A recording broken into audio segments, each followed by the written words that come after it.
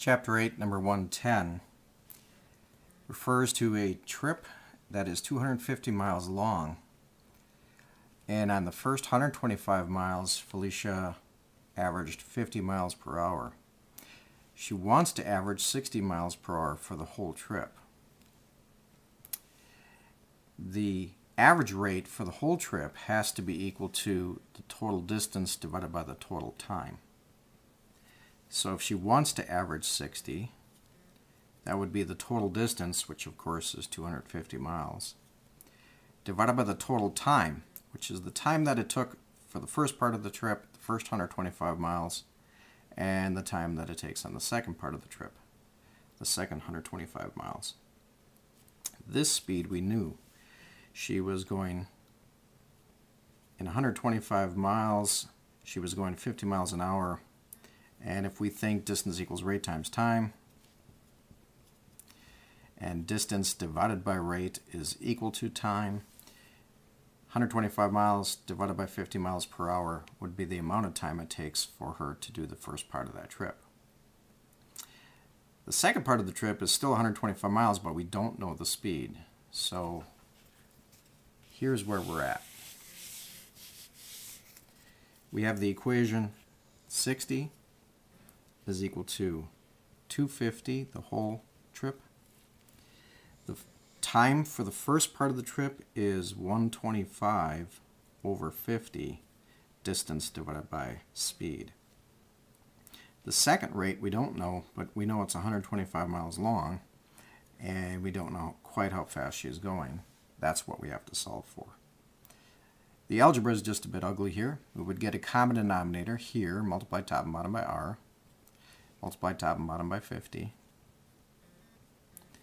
and that gives us 250 divided by the fraction 125r plus 125 times 50 all over the LCD, which is 50r. If we invert and multiply, we have the equation 60 is equal to 250 times the 50r. This fraction is inverted and we multiply. And the denominator would still be 125r plus the 125 times 50. If we recognize this part is over 1, we can cross multiply.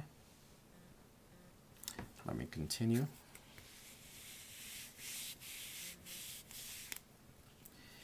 If we cross multiply, we would have 60 times the denominator 125r plus 125 times 50, and the right side becomes 250 times 50r. And now it's just a fair amount of algebra. We distribute the 60, we can multiply this out. We get 7,500r. And when we take 60 times 125 times 50, we get 375,000. On the right side, we get 12,500r. Subtract the 7,500r, we have 375,000. Again, subtracting 7,500r, we get 5,000r. Divide both sides by 5,000.